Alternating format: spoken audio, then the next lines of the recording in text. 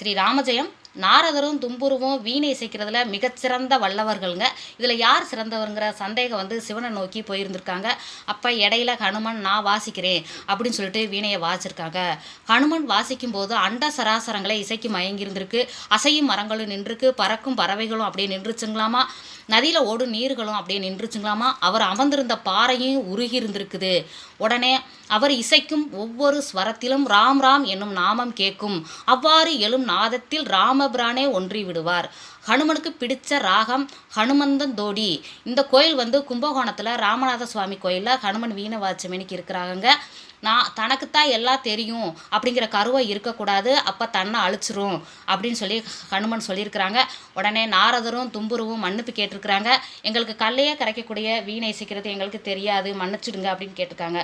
Sri Ramajayam, Sri Ramajayam, Sri Ramajayam, Sri Ramajayam, Sri Ramajayam.